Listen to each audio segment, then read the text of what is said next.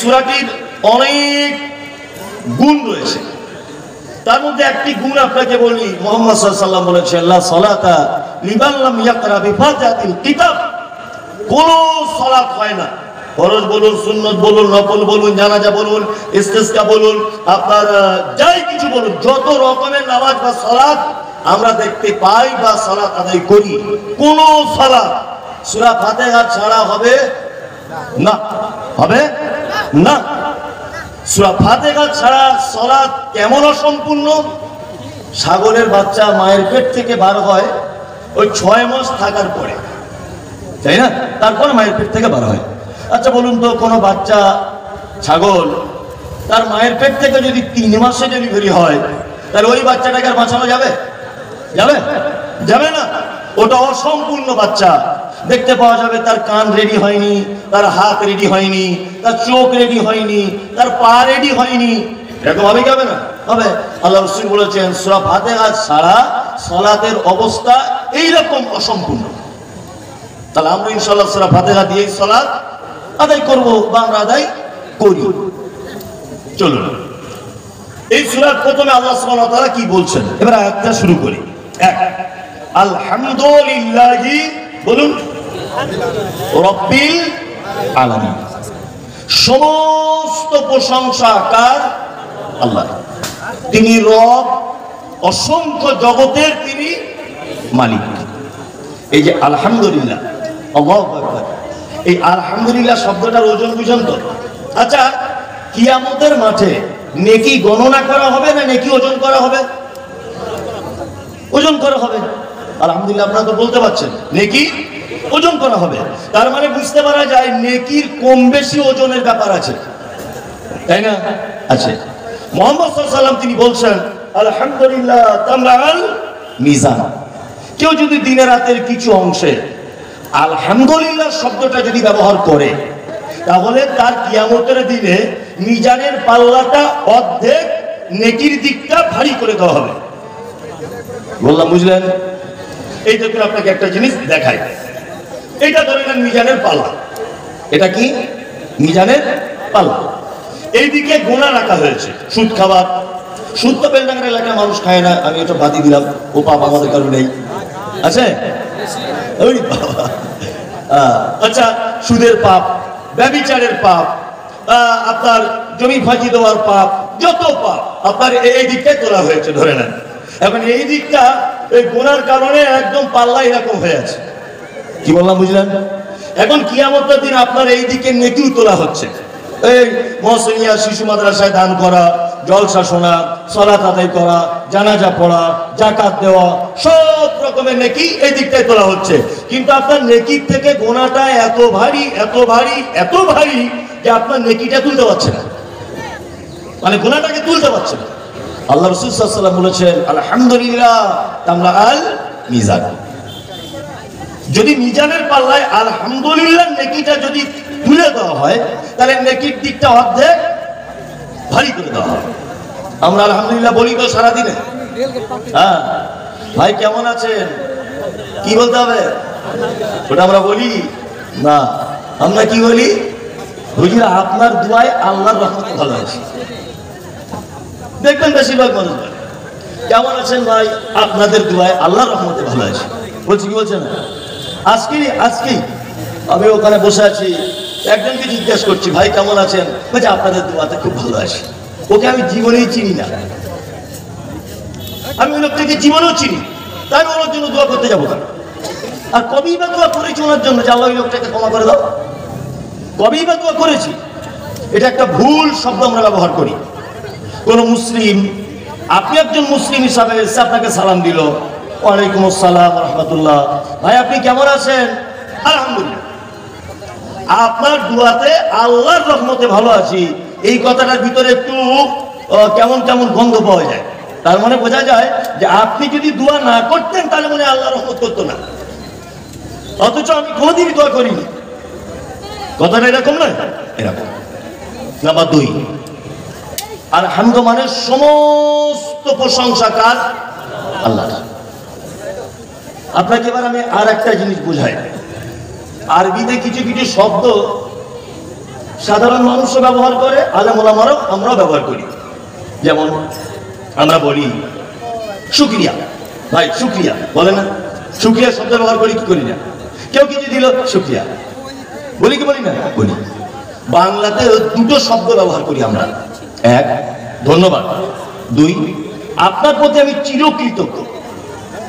ধন্যবাদ আর কৃতজ্ঞ দুটো শব্দ ব্যবহার করি কি করি না? করি। আর আরবিতে কৃতজ্ঞর বাংলা আরবি অর্থ, কৃতজ্ঞতার আরবি অর্থ আলহামদ বা হামদ, আর শুকরিয়া বাংলা অর্থ কি? ধন্যবাদ। আল্লাহ সুবহানাহু ওয়া তাআলা অত্তর আয়াতে শুরুতে শুকরিয়া শব্দ ব্যবহার না করে আলহামদ শব্দ ব্যবহার করছেন কেন? মানে আমি অবাক হই যে পবিত্র আল কোরআনে যে শব্দগুলো দিয়ে সাজানো হয়েছে, এইগুলো মোটামুটি কিয়ামত পর্যন্ত যদি কেউ গবেষণা করে তাই ভুল ধরার কোনো লাইন নেই। কোনো লাইন আছে না। আর আমরা মানে মুসলিমরা তো মানে একটু বড্ড বেশি বোঝে, অনেক সময় বেশি বোঝে না। আমরা অনেক আজে বাজে প্রশ্ন করি। কি প্রশ্ন? আমরা প্রশ্ন করি, হুজুর আগের দিনে আমরা পড়েছি আলিফ জবর আ, বে জবর বা, তে জবর তা, সে জবর সা, এরকম ছোটবেলায় পড়েছি না আলিফ বে তে সে। এখন ওটা ঘুরিয়ে কি হয়েছে? আলিফ বা তা তা জিম হা খ, এরকম হয়েছে না? সব জায়গায় প্রশ্ন। আগে তাহলে সব আমরা ভুল করেছি, আর এখন সব ঠিক বলছে। কি বলছে না? অথচ আমরা কোনোদিন মাস্টার মশাই দিয়ে প্রশ্ন করি না, করি? কোনোদিন করি না।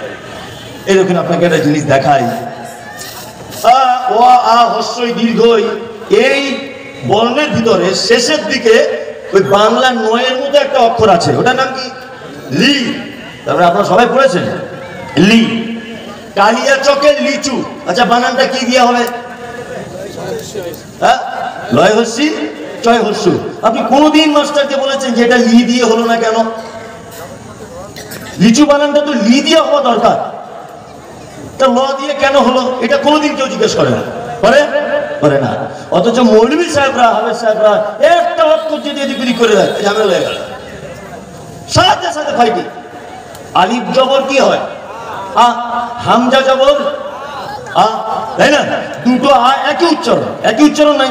তাহলে আল্লাহ সুবহানাহু ওয়া তাআলা দুটো আই তো ব্যবহার করছেন, কোথাও আলিফ দিয়ে ব্যবহার করছেন, আবার কোথাও হামজা দিয়ে ব্যবহার করছেন।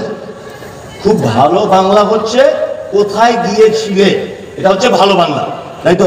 আচ্ছা আপনাদের মুর্শিদাবাদের পাড়া গ্রামের মানুষ কোথায় গিয়েছিলে, এইটাকে গ্রাম্য ভাষায় কি বলে? হ্যাঁ, কই গিয়েছিলে, এটা হচ্ছে ঠিক। কই গিয়েছিলে, একদম চাচাজি ঠিক কথা বলেছে। এটা বলে কি বলে না? বলে।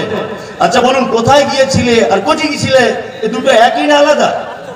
একই, এর মানে একই বোঝায়, কিন্তু বলতে গিয়ে একটু আলাদা। মুহাম্মদ সাল্লাল্লাহু আলাইহি সাল্লামের কাছে কোরআন অবতীর্ণ করা হয়েছে।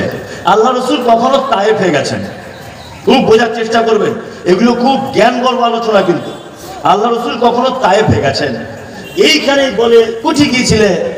নদিয়ার লোক বলে কুঠি গেলি, কি বলা বুঝলেন না? 24 পর লোক বলে কোথায় গেলি। এরকম এলাকা ভিত্তিক ব্যাপার আছে। যে এলাকায় যে শব্দ চলতো, কোরআন অবতীর্ণ হয়েছে ঠিক সেইভাবে।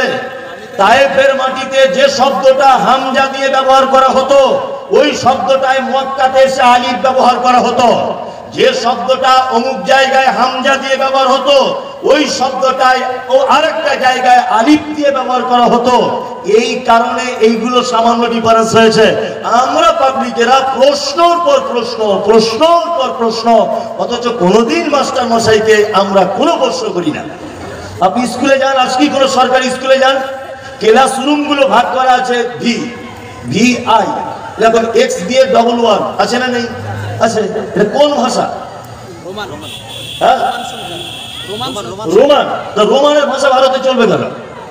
রোমানের ভাষা, আমরা এত বুদ্ধিমান, রোমানের ভাষা দিয়ে ছাত্রদের ক্লাস ভাগ করছি, কোনোদিন প্রশ্ন ওঠে না, কোনোদিন প্রশ্ন নেই,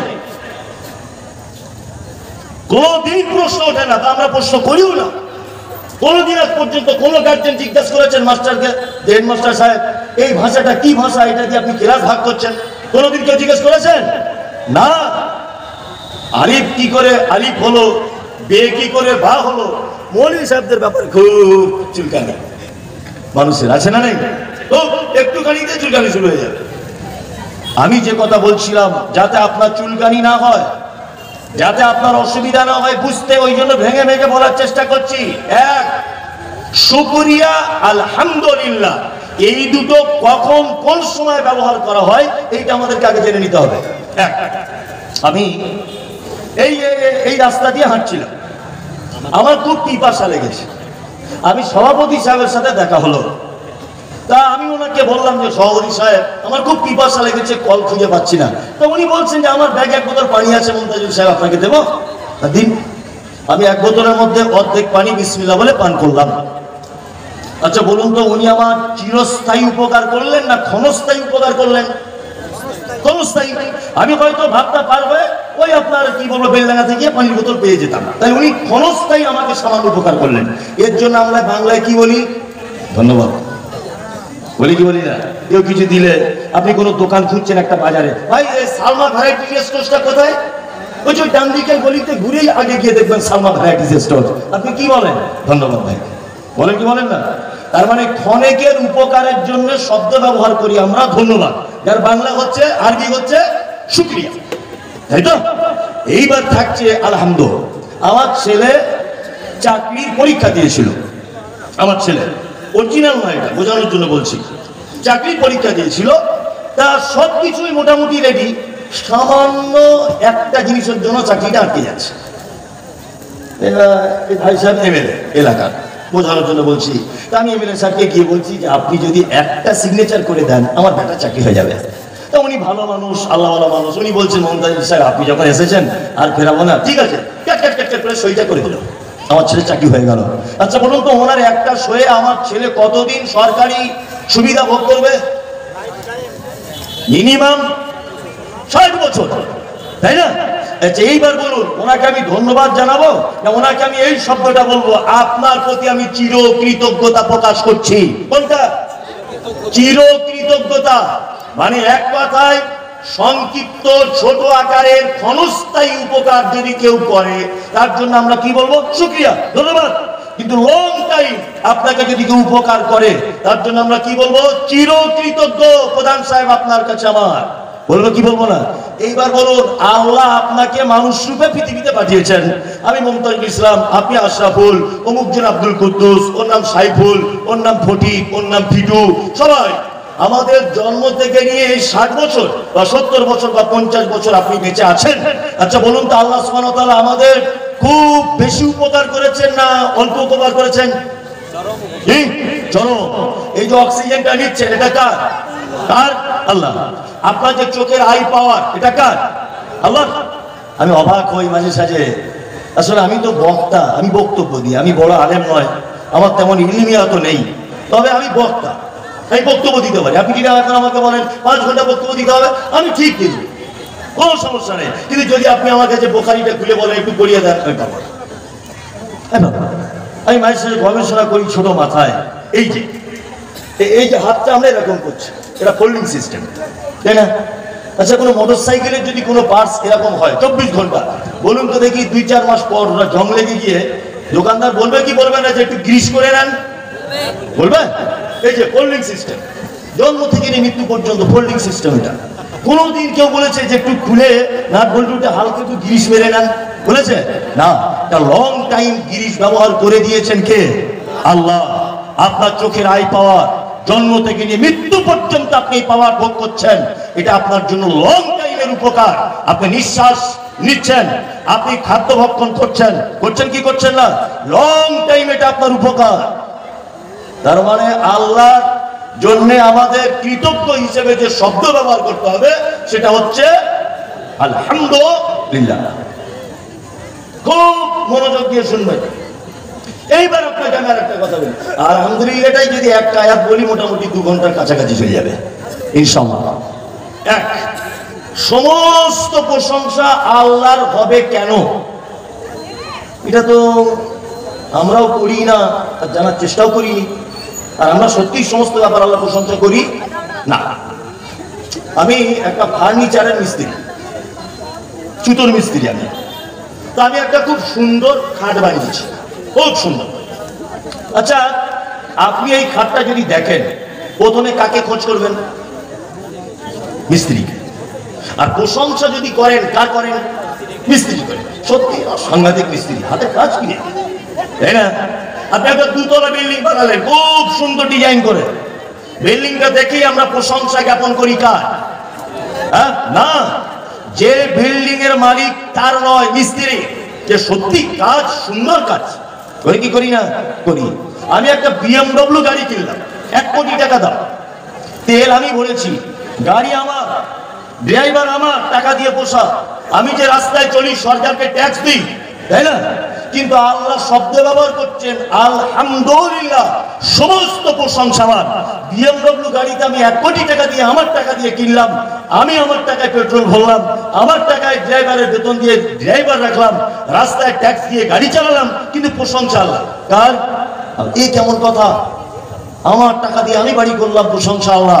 জি, আল্লাহ করতেই হবে, কোনো উপায় নেই গোলাম হোসেন, কোনো উপায় নেই। আপনি প্রতিটা জিনিসে শেষ পর্যন্ত যদি পৌঁছে যান, তাহলে আল্লাহ ছাড়া দ্বিতীয় কাউকে খুঁজে পাওয়া যাবে না। আমি কাঠের মিস্ত্রি, ভালো খাট বানালাম, কাঠ দিয়ে পৃথিবীর কোন ল্যাবরেটরিতে, পৃথিবীর কোন যান্ত্রিক সহযোগিতায়, পৃথিবীর কোন রকম পদ্ধতিতে 1 হাত কাঠ কেউ তৈরি করতে পারে? কাঠ কি থেকে হয়? গাছ থেকে। গাছ কার সৃষ্টি? আল্লাহ। আমি গাড়ি চাপছি পেট্রোল, পৃথিবীর কোন মেশিন আবিষ্কার করা সম্ভব হয়েছে? হ্যাঁ, আমি মুমতাজুল BMW চাপবো বলে আল্লাহ সুবহানাহু ওয়া তাআলা পেট্রোল মাটির তলাতে মজুদ করে রেখে দিয়েছেন আগে থেকে। আপনি বাড়ি করেছেন, ইটের গাঁথনি, ইট কি দিয়ে তৈরি? মাটি দিয়ে। মাটি কার দান? আল্লাহ। ইটকে পোড়ানো হয়েছে, তবে লাল হয়ে ইট তৈরি হয়েছে। পোড়ানো হয়েছে কি দিয়ে? কয়লা। পৃথিবীর কে আবিষ্কার করেছে? আল্লাহ। আপনি ইট তৈরি করবেন বলে ওটা বহুদিন পূর্বে কয়লা আগে থেকে রেডি করা ছিল ঝাড়খণ্ডের মাটিতে, বুঝলেন না? তার মানে যদি আপনি প্রশংসা করতে যদি যান, যদি ভাবেন যে আমি আল্লাহর প্রশংসা করব না, উপায় নেই গোলাম হোসেন, সব জায়গাতে আল্লাহর প্রশংসা করতেই হবে, কোনো উপায় নেই। আছে? ওই জন্য আল্লাহ সুবহানাহু ওয়া তাআলা শব্দ ব্যবহার করছেন আলহামদুলিল্লাহি রাব্বিল আলামিন। এইবার একটা শব্দ এসেছে যেখানে রব, তাই না? তারপরে এসেছে আলামিন। আল্লাহ নাম কটা? 99টা। বাহ, এটা কিন্তু ভালো জানেন, 99টা, তাই তো? আমরা কোন সূত্রে 99টা বলি? সে কায়দা বগদাদিতে পড়েছি ছোটতে। ইয়া আল্লাহ, ইয়া রহমান, ইয়া রহিম, ইয়া মালিক, ইয়া কুদ্দুস, ইয়া সালাম, ইয়া মুমিন, ইয়া মুহাইমিন, ইয়া আজিজ, ইয়া গফফার, ইয়া ওয়াহাব, ইয়া সাত্তার। 99টা, তাই তো? না, আল্লাহর একটাই নাম, তার নাম আল্লাহ। কি বললাম? আমি মুমতাজুল ইসলাম, এটা আমার নাম। আমার নামের পাশে লিখছে বক্তা মুমতাজুল ইসলাম। আচ্ছা বলুন তো, বক্তাটা আমার নাম না আমার গুণ? হ্যাঁ, আমার গুণ। আল্লাহ নাম আল্লাহ, রহমান তিনি দয়ালু, এটা ওনার গুণ। কি বললাম বুঝলেন না? কাহার, তিনি জবরদস্ত, আজিজ, খুব ক্ষমতাবান। কি বললাম বুঝলেন? এগুলো আল্লাহর কি গুণ। তাহলে আল্লাহ 99টা কি রয়েছে? সিফাত, সিফাতি নাম রয়েছে। আল্লাহ নাম আল্লাহ, এক আল্লাহ। এইবার আপনাকে একটা মজার কথা বলি, আপনি অবাক হবেন এই কথাটা শুনলে, যে আল্লাহ 99টা নামের ভিতরে ইয়া রব্ব, এটা আছে? কারো জানা আছে? আছে? নেই। রব্ব নামটা নেই। এ আবার তাহলে রব কোথা থেকে এলো? এটা আমাদের বুঝে নিতে হবে। এক, আদম আলাইহিস সালামকে যখন আল্লাহ তাআলা পৃথিবীতে তৈরি করলেন, যখন তৈরি করলেন, তৈরি করার পরে বিস্তারিত ঘটনা, আমি একেবারে মূল কথাটা বলছি। আদমকে জিজ্ঞাসা করছেন আল্লাহ সুবহানাহু ওয়া তাআলা, আলাস্তু বিরাব্বিকুম, আদম তুমি বলো আমি কি তোমাদের রব নয়? এটা বলা হয়েছিল কি হয়নি? হয়েছিল। আদম আলাইহিস সালাম কি বলেছিলেন? ক্বালু বালা, আল্লাহ হ্যাঁ নিশ্চয় আপনি আমাদের রব। তাহলে পৃথিবীর সূচনাতে আল্লাহ আমাদের কাছ থেকে নিজের কি নামের স্বীকৃতি নিয়েছেন? রব, তাই তো? আল্লাহ এ কথা বলেননি আদম বলো তো আমি কি তোমাদের আল্লাহ নয়, এটা বলেছেন না? কি বলেছেন? রব, আমি কি তোমাদের রব নয়, এটা বলেছেন। নাম্বার 2, তাহলে সূচনাতে রবের স্বীকৃতি নিলেন। এইবার একটা মানুষ মারা গেল, কবরে কটি প্রশ্ন করা হবে বা আপনারা সবই তো জানেন। প্রথম প্রশ্ন কি? মান রব্বুকা। এখানে বলা হচ্ছে না যে মান আল্লাহ, আল্লাহকে বলো। কি বলা হচ্ছে? মান রব্বুকা, তোমার রব কে বলো। তাহলে শুরুতে আল্লাহ আমাদের কাছ থেকে স্বীকৃতি নিয়েছেন রব কে। আর মারা যাওয়ার সময় কবরে প্রশ্ন করা হবে মান রব্বুকা, তোমার রব কে। তাহলে শুরুতেও রব, শেষে রব।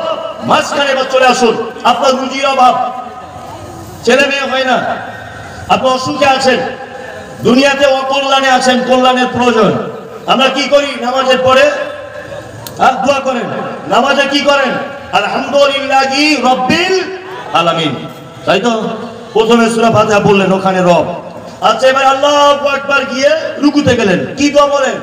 সুবহানা রাব্বিয়াল আলা, আজিম। রুকুতে গিয়ে আজিম, তাহলে ওখানে হলো কি? রব। এবার আপনি রুকু থেকে উঠলেন, কি দোয়া বলেন? রব্বানা লাকাল হামদ, এখানেও কি? রব। এবার আপনি সিজদায় গেলেন, সিজদায় গিয়ে কি দোয়া বলেন? সুবহানা রাব্বিয়াল আলা, ওইখানেও রব। নামাজ শেষ হয়ে গেল। এইবার আপনার অভিযোগগুলো আপনি আল্লাহর কাছে চাইবেন। রব্বানা আতিনা, এখানে রব। রব্বানা যালামনা, এখানে রব। পবিত্র আল কোরআনে যত দোয়া, অর্থাৎ বান্দাকে যত জায়গায় আল্লাহ বলেছে অভাব অভিযোগের জন্য, আমাকে যখন তোমরা ডাকবে আমার নাম রব দিয়ে আমার কাছে প্রার্থনা করো। বুঝতে পারছেন কি বলছি? যত জায়গায় দুয়ার ব্যাপারে শব্দ এসেছে, রব্বানা লা তুযিগ কুলুবানা, রব্বানা যালামনা, রব্বানা আতিনা, রব্বানা ফাগফির লানা, রব্বানা, সব জায়গায় রব্বানা রব্বানা রব্বানা। রব আছে না নেই? আছে। এইবার আমাদেরকে জেনে নিতে হবে যে রব এমন কি ইম্পর্টেন্ট আল্লাহ সুবহানাহু ওয়া তাআলার নাম, সব জায়গাতে শুধু রব। এইবার আপনাকে একটা কথা বলি, আল্লাহর 99টা সিফাত টোটালে যা সমস্ত কিছু রবের ভিতরে দিয়ে দেওয়া হয়েছে। রবের বাংলা অর্থ হলো যাহা যেখানে যতটুকু প্রয়োজন বিনা চাওয়াতে যিনি দিয়ে দেন তিনি কে? রব। তিনি কে? রব। আশ্চর্য ব্যাপার। আচ্ছা, আপনাদের এখানে এই বেলডাঙ্গা এলাকায় মায়েরা মুরগির বাচ্চা ফোটায় না? ফোটায় তো, ফোটায়। আবার মায়েরা দেখবেন চালাকি করে হাঁস আর মুরগির ডিম মিক্স করে মুরগির বাজির তলাতে দিয়ে দেয়। দেয় কি দেয় না? হাঁসের বাচ্চা হয় 28 দিনে, 22 দিন থেকে 28 দিন। যদি বলছেন আপনি বক্তব্য ওটাও জানেন, ওটাও খোঁজ রাখতে হয়েছে। আর মুরগির 18 দিন থেকে 20 দিন, 18 দিন আগে বাচ্চা উঠবে না, 18 দিন থেকে শুরু হয়। তা আমি যুক্তি আর তর্কের খাতিরে মেনে নিলাম যে দুইটা বাচ্চা একই দিনে এসেছে পৃথিবীতে, মুরগির বাচ্চা হয়েছে, হাঁসের বাচ্চা হয়েছে। আচ্ছা, কোনোদিন আপনারা দেখেছেন যে মুরগির বাচ্চা, হাঁসের বাচ্চাগুলো আস্তে আস্তে আস্তে আস্তে 2-4 দিন পর পানিতে নামছে? আচ্ছা, মুরগির বাচ্চাগুলো ওদের সাথে সাথে পানিতে নেমে যাচ্ছে, জীবনে দেখেছেন? হ্যাঁ, দেখেননি? আচ্ছা, ওকে কে বলে দিল যে তুই তাড়াতাড়ি পানিতে নাম আর তুই উপরে উপরে ঘোর? কে শেখালো এটা? কে শেখালো? কে? রব। কে? রব। শুধু এই নয়, আপনাকে আরো একটা কথা বলি, হাঁসের বাচ্চা কোনোদিন তার মাকে বলেছে, মা জীবনে তো বড় পুকুরে কোনোদিন নামিনি, প্রথম একটা সুইমিং পুলে ভর্তি করে দাও, একটু জুত করে সাঁতার কাটাটা শিখি, তারপরে না গিয়ে পুকুরে গিয়ে নামবো। এরকম কোনো ব্যাপার আছে? হ্যাঁ, না।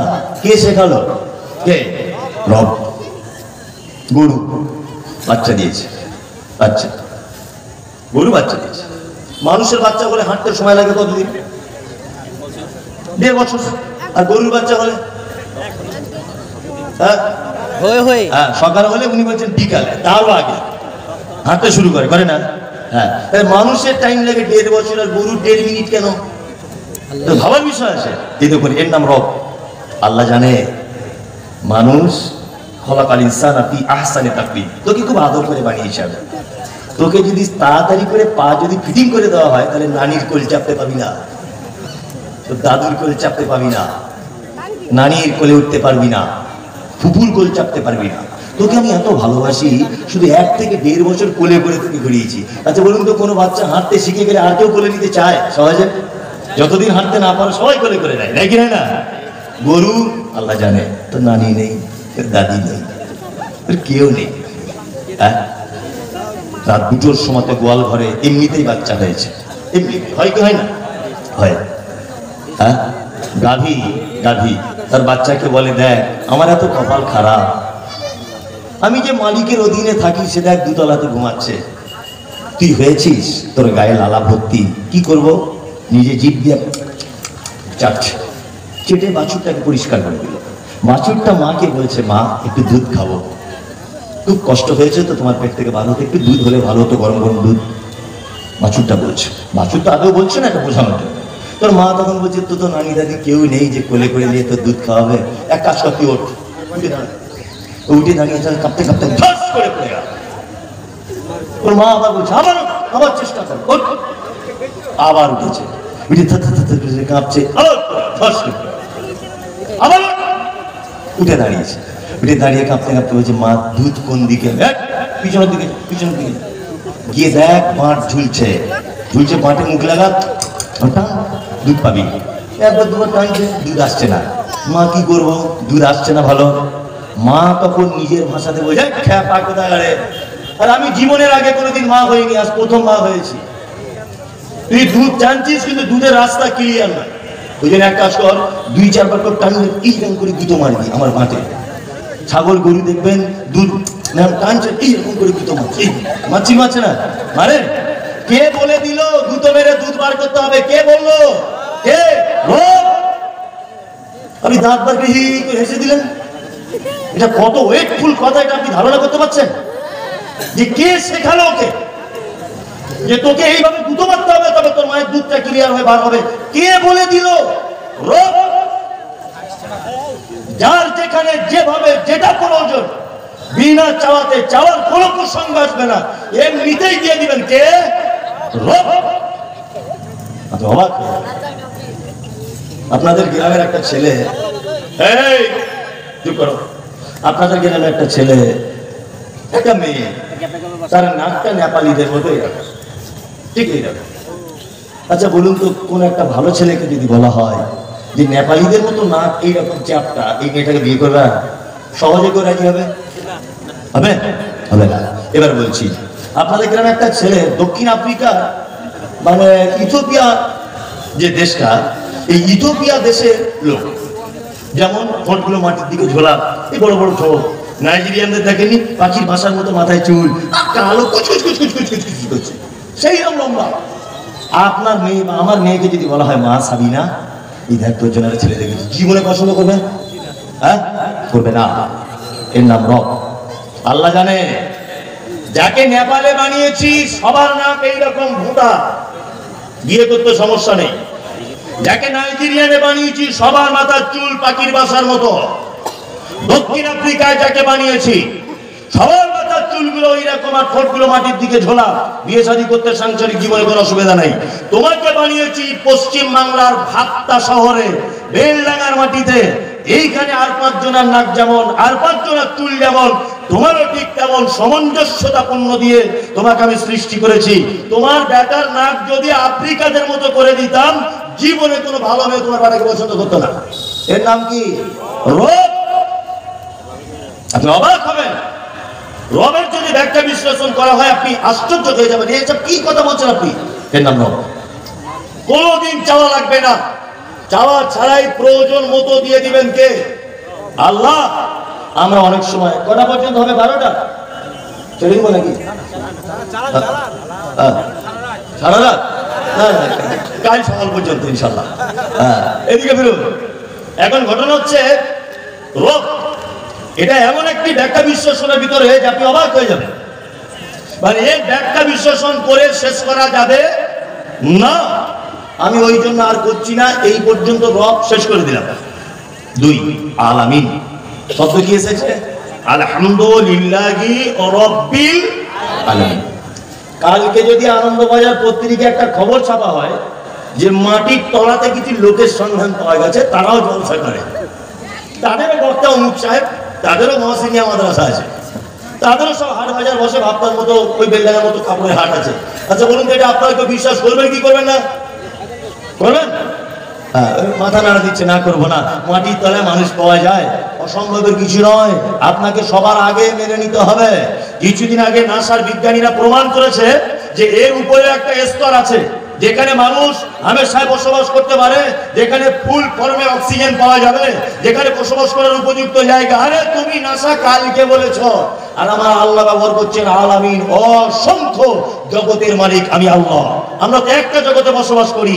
মাটির তলাতে লোক থাকতেও পারে, উপরেও থাকতে পারে, কোথায় থাকতে পারে, সমুদ্রের তলাতেও থাকতে পারে, বিশাল গভীরেও থাকতে পারে। পারে কি পারে না? আমরা মুসলিম হিসাবে এটা ঈমান রাখবো, আলামিন, অসংখ্য জগতের মালিক কে? আল্লাহ। হয়ে গেল একটা আয়াত, হলো প্রায় 1 ঘন্টার কাছাকাছি হয়ে গেল। 7টা আয়াত, অনেক সময় লেগে যাবে।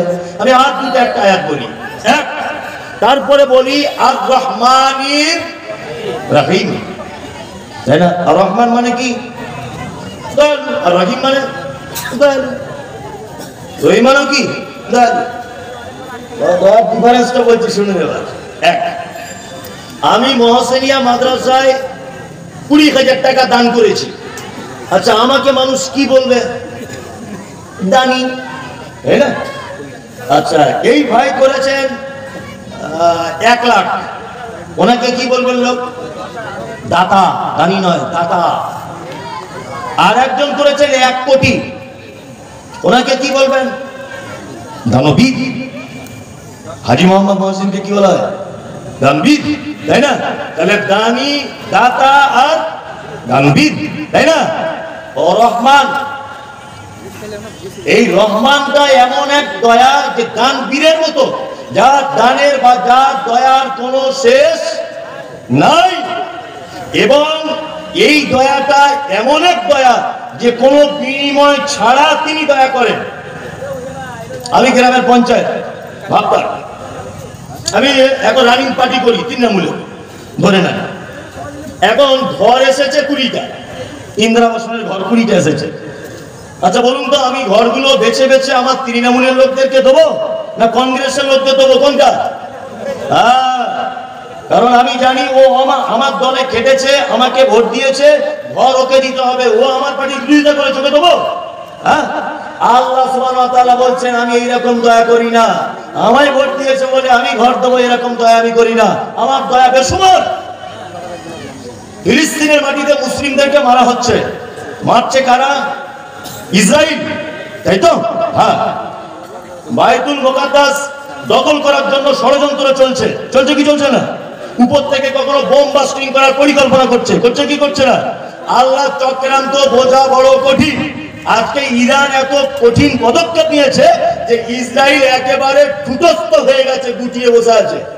আল্লাহর পক্ষ থেকে ইসরায়েল এত সাজা পাচ্ছে এখন ইরানের কাছ থেকে। দোয়া করুন যাতে আল্লাহ অচিরেই ওদেরকে ধ্বংস করে দেয়, অচিরেই ধ্বংস করে দেয় ওদের।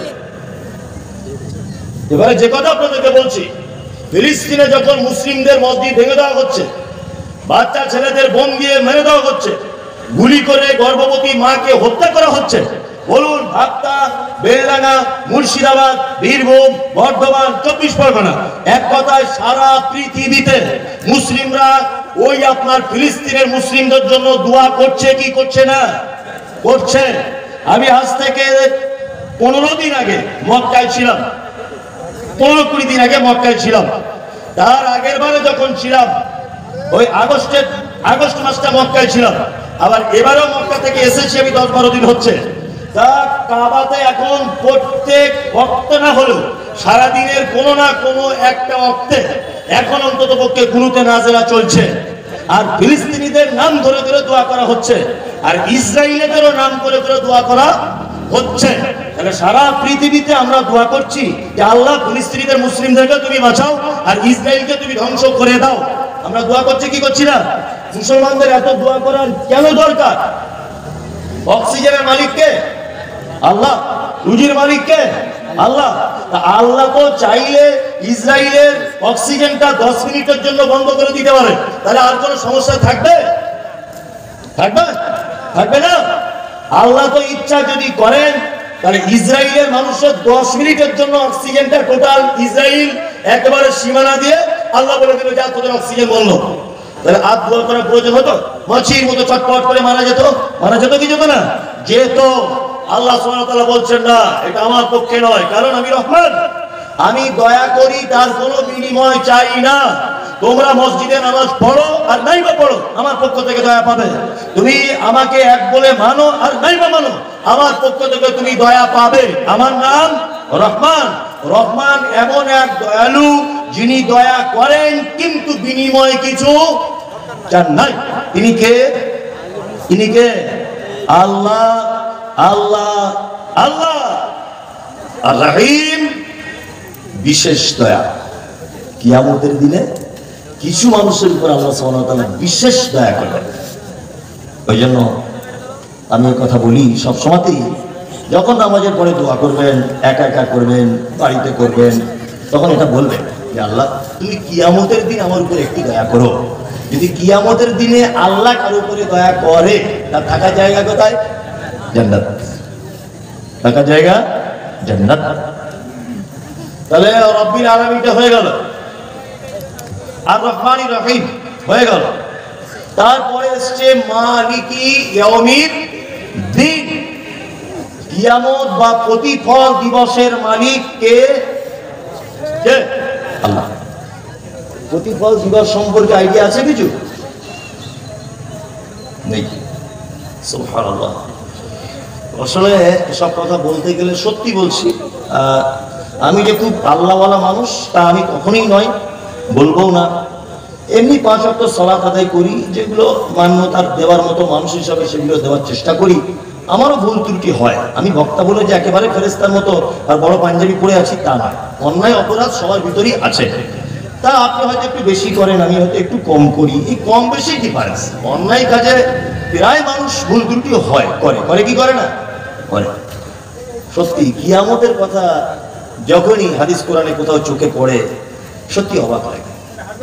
কি অবস্থা হবে সেদিন? প্রতিটা মানুষের হিসাব দেওয়া লাগবে। লাগবে কি লাগবে না? আল্লাহু আকবার। আপনাকে আমি একটা কথা বলছি, আপনার গায়ে লোম খাড়া হয়ে যাবে। কিছুদিন আগে একটা জায়গায় ভূমিকম্প হয়েছিল। জায়গাটার নাম কি? বেশ কিছুদিন আগে, 6-7 মাস হলো। আমারও ব্রেন থেকে ভুলে তুরস্ক ভূমিকম্প হয়েছে। তার আমি একটু পেপার পড়ি, ছাত্র জীবন থেকে পেপার খুব ভক্ত।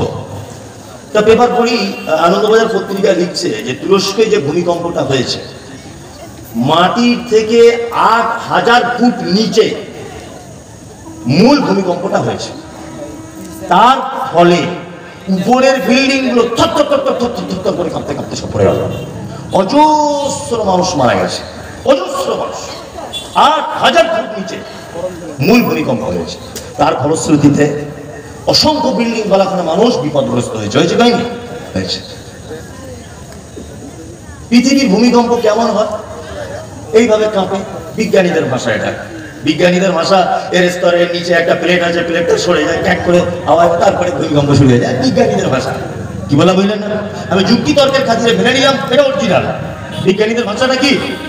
অরিজিনাল ধরে নিলাম। এইভাবে। আর কিয়ামতের দিনের ভূমিকম্প কেমন হবে জানেন? আল্লাহ বলছেন ইজা জুলজিলাতিল আরজু জিলজালাহা ওয়া আখরাজাতিল আরজু আসকালাহা। কিয়ামতের দিবসের ভূমিকম্প বড় কঠিন। ওয়া আখরাজাতিল আরজু আসকালাহা। মাটির তলায় থাকা বস্তু, ভারী জিনিসগুলোকে উপরে তুলে দেওয়া হবে। ঢালাই মেশিনে মাল মশলা মাখা দেখেছেন? বালি দিল, সিমেন্ট দিল, পাথর দিল, উপরের মাল নিচে, নিচের মাল উপরে। কিয়ামতের দিনে একদম ঢালাই মেশিনের মতো কিয়ামত শুরু হয়ে যাবে। চিকিৎসা বিজ্ঞানীরা বলছেন যে পৃথিবীতে নারী আর পুরুষের ভিতরে সব থেকে বেশি ক্ষমতাশীল, ধৈর্যশীল তার নাম নারী। পুরুষ বেশি ক্ষমতা রাখে না নারী? নারী। ধৈর্য বেশি কার? নারী। বিজ্ঞানের ভাষাতে হচ্ছে এই যে আপনি যদি একজন মহিলাকে, আপনি যদি একটা পুরুষকে, যদি এই লোকটাকে একটা ঘুষি মারি এই জায়গাটাতে, আবার ঘুষির ওজন যদি 50 ডিগ্রি পর্যন্ত থেমে যায়, তাহলে লোকটা বেঁচে যাবে। আবার ঘুষির ওজন যদি 50 থেকে 52 ডিগ্রি যদি চলে যায়, এই লোকটা যখন তখন মারা যেতে পারে। বিজ্ঞানীদের ভাষা, একটা ঘুষির ওজন যদি 56 ডিগ্রি পর্যন্ত যদি পৌঁছে যায়, একজন মহিলার গায়ে যদি আঘাত করা হয় আর সে আঘাত যদি 56 ডিগ্রি পর্যন্ত যদি পৌঁছে যায়, অনায়াসে একজন মহিলা জীবিত থাকবে, তার কোনো রকমের অসুবিধা হবে না, কোনো অসুবিধা হবে না। তার মানে একটা পুরুষ ক্ষমতা সহ্য করতে পারে 50 ডিগ্রি পর্যন্ত, কিন্তু একটা নারী ক্ষমতা সহ্য করতে পারে কত ডিগ্রি? 56 ডিগ্রি। চিকিৎসা বিজ্ঞানীদের মন্তব্য হচ্ছে এই যে একটা মহিলার নরমালে বাচ্চা জন্ম দিতে গিয়ে যে কষ্ট হয়, এই কষ্ট যদি কোনো পুরুষ মানুষের হতো তাহলে শতকরায় 83% পুরুষ মানুষ মৃত্যুবরণ করত। শতকরায় 83% মানুষ মৃত্যুবরণ করত পুরুষ মানুষ, কিন্তু মহিলা বলেই নরমালে বাচ্চা জন্ম দেওয়ার পরে বেঁচে থাকা সম্ভব। আল্লাহ ওদেরকে ওইভাবেই বানিয়েছে। এইবার কোরআনের ভাষা দেখুন কিয়ামতের মাঠ কেমন। আল্লাহু আকবার। আল্লাহ তাআলা বলছেন ইয়াউমা তারাউনাহা তাযহালু কুল্লু মুরজিআতিন আম্মা আরজাআত ওয়া তাযাউ কুল্লু যাতি হামলিন হামলাহা ওয়া তারান নাসা সুকারা ওয়া মা হুম বিসুকারা ওয়ালাকিন আযাবাল্লাহি শাদীদ। কিয়ামতের মাঠে একজন মা, গর্ভবতী মা, তার পেটে বাচ্চা থাকবে, বাচ্চা নিচের দিক দিয়ে পড়ে যাবে, মা বুঝতে পারবে না যে বাচ্চা কি হলো। পৃথিবীর সবথেকে বেশি ভালোবাসে মা তার সন্তানকে। কিয়ামতের মাঠে একজন সন্তান তার মায়ের আঁচল ধরে বলবে, মা একটু দুধ পান করাও, পিপাসায় কলিজা ফেটেছে, একটু দুধ দাও।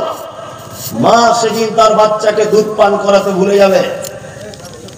মানুষগুলিকে দেখতে পাওয়া যাবে, মানুষ মদ পান করার পরে যেমন তার কোনো হিতাহিত জ্ঞান থাকে না, সে বউকে খালা বলে ডাকছে, বাপকে চাচা বলে ডাকে, কোনো হিতাহিত জ্ঞান থাকে না, কোথায় কি করে। কোথাও বাস স্ট্যান্ডে দাঁড়িয়ে গিয়ে বলছে রোড আমার বাপের, কোথাও অন্য জনের সাইকেল চালিয়ে বলছে এটা তো আমারই সাইকেল, তার কোনো হিতাহিত জ্ঞান থাকে না। আল্লাহ সুবহানাহু ওয়া তাআলা বলছেন মানুষকে সেই দিন কিয়ামতের মাঠে দেখা যাবে তার কোনো হিতাহিত জ্ঞানই নেই। ওয়া হুম বিসুকারা, আল্লাহ বলছে অথচ তারা কেউ মদ পান করেনি। ওয়ালাকিন আযাবাল্লাহি শাদীদ, আমার কঠিন আযাবের ভয়ে কিয়ামতের মাঠে মানুষ মাতালের ন্যায় অভিনয় করবে, মাতালের ন্যায় হয়ে যাবে, মাতালের ন্যায় মানুষ দিশেহারা হয়ে যাবে, হিতাহিত কোনো জ্ঞান থাকবে না। এর নাম কিয়ামতের মাঠ।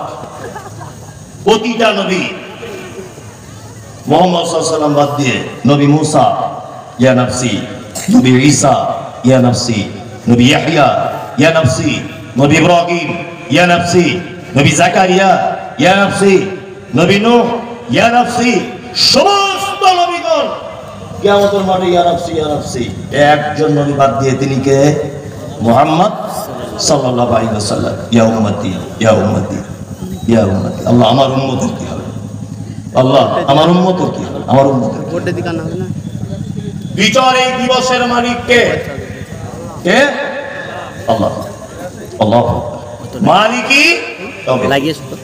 এই ইয়াউমুদ দ্বীনের অনেক ব্যাখ্যা করা হয়েছে বিভিন্ন তাফসীরে, ওগুলো বলতে গেলে সময় পাওয়া যাবে না। তারপরে ইয়াকা না'বুদু ওয়া ইয়াকা নাস্তাঈন, আল্লাহ আমরা তোমারই ইবাদত করি, তোমারই কাছে সাহায্য চাই। আমরা আল্লাহরই ইবাদত করি তো করি, আল্লাহরই কাছে সাহায্য চাই তো চাই, কখনই নয়। আপনি যদি আল্লাহর কাছেই সাহায্য চাইবেন, তা কাপড়ের দোকানের পাশে দেখি তাবিজ ল্যামিনেশন করে টাঙানো আছে। আপনাদের এলাকায় হয়তো নেই, আছে? দেখবেন ব্যবসায়িকদের দোকানে কোন এক জায়গাতে তাবিজ ল্যামিনেশন করে টাঙানো আছে, আছে না? সাহায্য কার কাছ থেকে আসে? আল্লাহ। খাইরিহি ওয়া শাররিহি মিনাল্লাহি, ভালো মন্দ কার পক্ষ থেকে? আল্লাহর পক্ষ। অথচ আমরা আল্লাহকে বাদ দিয়ে অন্য কোনো না কোনো একটা পক্ষের পথ অবলম্বন করছি। আর কিছু মানুষের যুক্তিরও শেষ নেই, তর্কেরও শেষ নেই। আর আমার তো নামই রেখেছে, ওর জন্মেরও ঠিক নেই। সব বক্তারা ওই বড় বড় পাগড়ি বেঁধে, বাইসার পাগড়ি, আর সেই রকম 3 তলা টুপি পরে, ও মুমতাজুল ইসলাম বেরাদার রাহুল ছাড়া ও কোনো বক্তব্যই খুঁজে পায় না। আর শুধুই বলছে দুজনেরই জন্মের দোষ। বারবার একই কথা। কেন জন্মের দোষ? না আমরা বলেছি সাহায্য চাইতে হবে কার কাছে? আল্লাহর কাছে। কোন মাধ্যম ছাড়া চাইতে হবে, তাই না? কিন্তু ও বলছে না, বিনা মাধ্যমে আল্লাহর কাছে পৌঁছানো যাবে না। যুক্তি তর্ক দিয়ে বলছে গাছে কি এমনি ওঠা যায়, ডাল ধরে উঠতে হয়, বলছে না। আমরাও বলছি যে আমি যদি এখন নারকেল গাছে উঠি, তোর যে গাছের ডাল আছে ও গাছের ধারে পাশেই যাবো না। নারকেল গাছে উঠবো প্রয়োজনে, সুপারি গাছে উঠবো, তাল গাছে উঠবো প্রয়োজনে, তবু তোদের গাছের ছায়া দিয়ে যাবো না। আমরা সাহায্য কার কাছে চাইবো? বিনা কোন রকমের সাপোর্ট ছাড়াই, তাই না?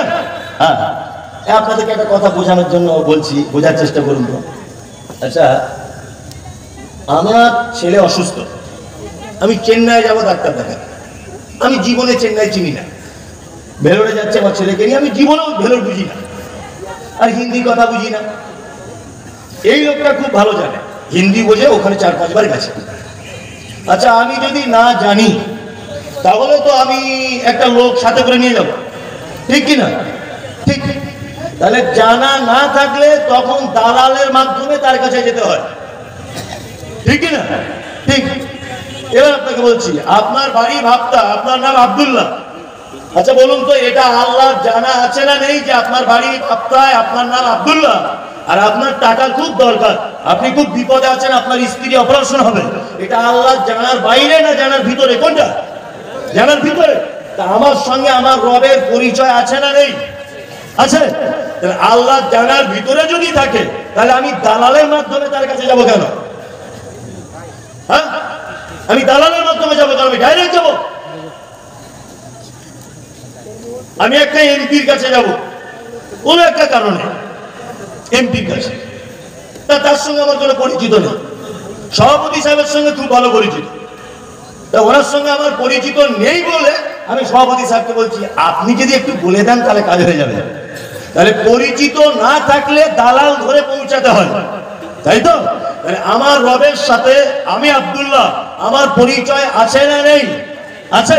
তাহলে আমার পরিচয় যখন আগে থেকে আছে, তাহলে আমি দালাল ছাড়া কি করব? রবের কাছে চাইবো। এবার আপনাকে একটা আশ্চর্য কথা বলে দিই। আবু জাহেলকে জিজ্ঞাসা করা হচ্ছে, আবু জাহেল, এই রাত এবং দিনের বিবর্তনের মালিক কে? বলছে আল্লাহ। রাত দিনের পরিবর্তনের মালিক কে? আল্লাহ। বৃষ্টি অনাবৃষ্টির মালিক কে? আল্লাহ। বলছে কে? আবু জাহেল। একজন বেঈমান, মুশরিক, বদমাইশ, বদমাইশের বদমাইশ, সে বলছে রাত দিনের বিবর্তনের মালিক আল্লাহ, রুজির মালিক আল্লাহ, সব ঠিক আছে, মোহাম্মদ মেনে নিলাম, কিন্তু আল্লাহকে ডাইরেক্ট যাওয়া যাবে না তার কাছে। 360টা দেবদেবীর মাধ্যমে তার কাছে যাওয়া লাগবে। শুধু এইটুকু জায়গা আমি মানব, আমি ডাইরেক্ট আল্লাহর কাছে যেতে পারবো না। 360টা দেবদেবীর মাধ্যমে আমি আল্লাহর কাছে যাব। 360টা দেবদেবীর মাধ্যমে তারা আল্লাহর কাছে চাইতো। কি বললাম বুঝলেন না? তারা ছিল কি? মুশরিক, তাই না? তার মানে আগেকার দিনের মুশরিকরা মাটির ঠাকুর, পাথরের ঠাকুর তৈরি করে তার মাধ্যমে আল্লাহকে ডাকতো, তাই তো? আর বর্তমান মুর্শিদাবাদ, বীরভূম, বর্ধমান, 24 পরগনার মানুষ মরা মানুষ কবরে ঢুকিয়ে দিয়ে তার মাধ্যমে আল্লাহকে ডাকছে। তার মানে ওই মুশরিক আর এই মুশরিকের কোনো ডিফারেন্স নেই। ও উপরে রেখে ডাকছে আর এর ভিতরে ঢুকিয়ে দিয়ে ডাকছে। কি বললাম বুঝলেন না? ও মুশরিক, কেউ মুশরিক। বলছে জ্যান্ত থেকে, জীবিত থেকে যা পাওয়ার ছিল, মরার পরে পাওয়ার আরো বেড়েছে। আশ্চর্য কথা। বলছে জীবিত থেকে যা করেছে, মরার পরে আরো পাওয়ার বেড়ে গেছে। আচ্ছা বলুন, মরার পরে মানুষ কবর থেকে কোনো কিছু করতে পারে? পারে? আচ্ছা, কেউ একজন বিশ্বাস করেন যে হ্যাঁ পারে? না, এইগুলিকে মাথায় ঢোকে না। আমি এত বক্তব্য দিচ্ছি, গত পরশুদিন কালিয়াচকে ধরেছিল আমাকে মোবাইলে দেখতে। লাস্টে রাত 12টার সময় এক গাড়ি পুলিশ নিয়ে আমাকে তবে ওখান থেকে বার করে আনে। এই বক্তব্যটাই বলেছিলাম যে মরা মানুষ কবর থেকে কিছু করতে পারে না, অসম্ভব ব্যাপার। মদিনাতে অনাবৃষ্টি, বৃষ্টি নেই, খুব মনোযোগ দিয়ে শুনবেন। মদিনাতে অনাবৃষ্টি, বৃষ্টি নেই। লোকজন এসে হযরত ওমরকে বলছেন যে আপনি তো এখন আমিরুল মুমিনিন, তা আপনি যদি একটু দোয়া করেন তাহলে মনে হয় আকাশ থেকে পানি বর্ষণ হতে পারে। হযরত ওমর বলছেন রাদিয়াল্লাহু তাআলা আনহু, তিনি বলছেন যে আগে অনাবৃষ্টি হলে আল্লাহ রাসূল দোয়া করতেন আর আসমান থেকে পানি হতো। এখন তো নবীজি নেই, এখন বেঁচে আছেন কে না নবীর চাচা হযরত আব্বাস রাদিয়াল্লাহু তাআলা আনহু। তোমরা বরং হযরত আব্বাসের কাছে যাও, গিয়ে পানির জন্য বলো। লোকজন সবাই মিলে হযরত আব্বাসের কাছে গেলেন, দুয়ার জন্য বললেন আর বললেন, হে নবীর চাচা, আগে নবীজি দোয়া করলে আসমান থেকে বৃষ্টি হতো, এখন আপনি নবীর চাচা হিসেবে আল্লাহর দরবারে বলুন যদি আসমান থেকে একটু বৃষ্টি হয়।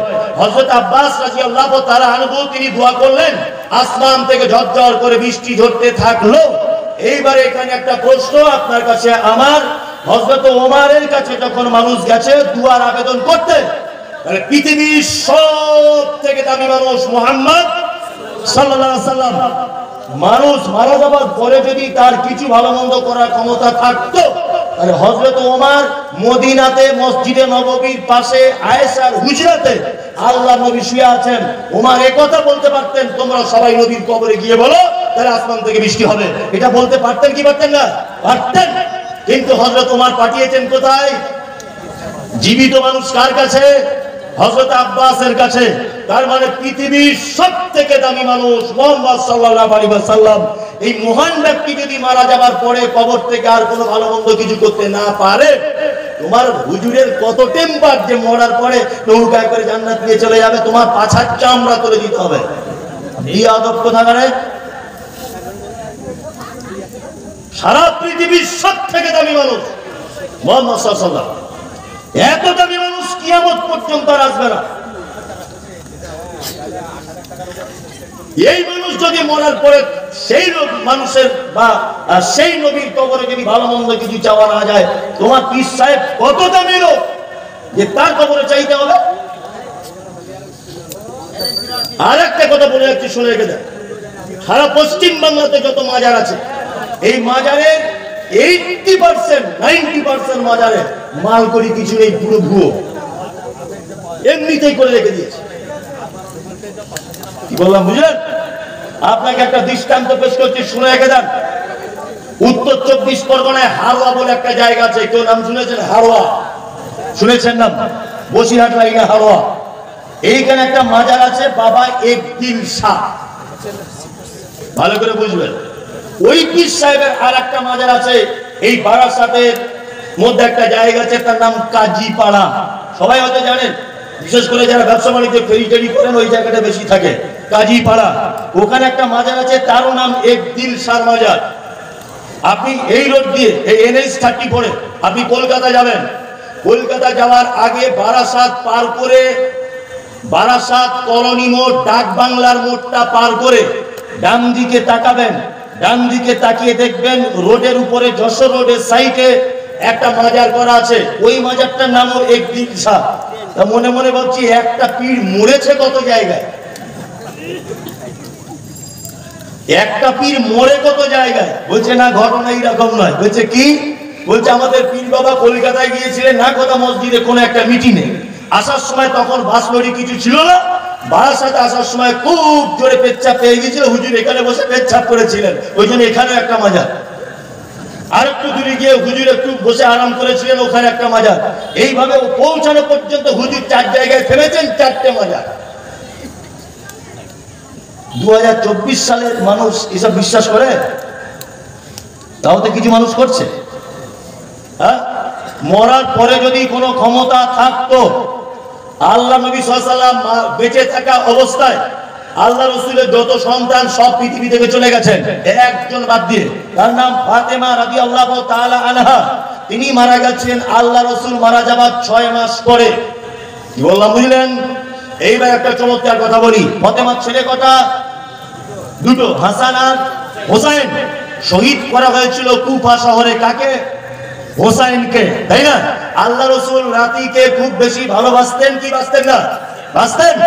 তা যখন কুফা শহরে, বাগদাদের কুফা শহরে হোসেনকে হত্যা করা হচ্ছে, তার আগে নানা একটু কবর থেকে বলে দিতে পারেননি, ওই হোসেনের ওখানে যাস না ভাই, ওখানে গেলে তোকে হত্যা করে দিবে? এটা নবীজি বলতে পারতেন কি পারতেন না? পারতেন। কিন্তু তিনি বলেছিলেন ইয়েস নো, বলেননি।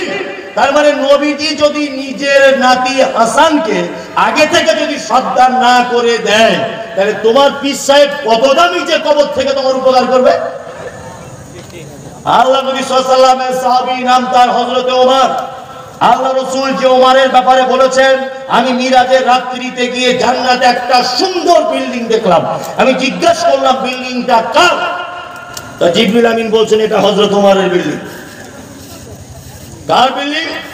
হযরত ওমরের বিল্ডিং। এটা এত সুন্দর বিল্ডিং। আল্লাহ রাসূল ওমরকে খুব বেশি ভালোবাসতেন। রাসূল সাল্লাল্লাহু আলাইহি ওয়াসাল্লাম বলেছেন, আমার পরে যদি কেউ নবী হয় হতো কে? হযরতে ওমর। উনি ছিলেন বিচক্ষণ একজন সাহাবী, তাই না? হযরত ওমরের রায়ের ব্যাপারে আয়াত পর্যন্ত অবতীর্ণ হয়েছে মুনাফিকদের জানাজা সালাত সংক্রান্ত সূরা তাওবাতে। কি বললাম বুঝলেন? হযরত ওমর সব থেকে আল্লাহ রাসূলকে বেশি ভালোবাসতেন, তাই না? হযরত ওমরকে মারা হয়েছিল কোন অবস্থায় জানা আছে? নামাজ সালাতরত অবস্থায় পিছন দিক দিয়ে তার পেটে ছুরি ঢুকিয়ে দেওয়া হয়েছিল।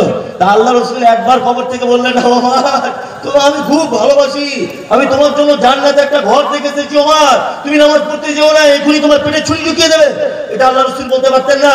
পারতেন, কিন্তু তিনি বলেননি।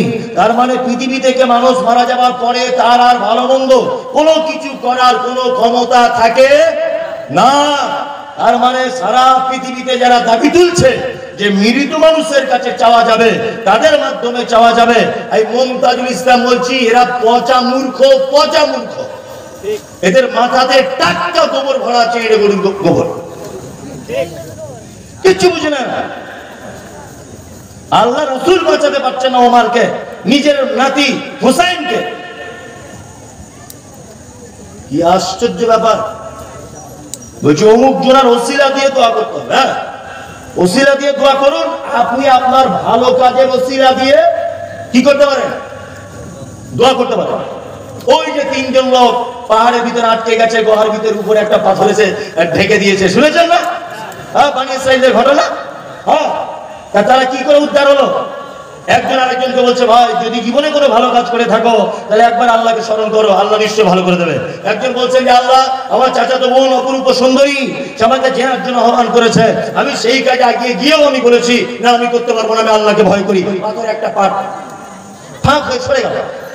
তার মানে আপনি যদি কখনো বিপদে পড়েন, আপনার নিজের কিছু ভালো আমলের কথা আপনি আল্লাহর কাছে পেশ করতে পারেন।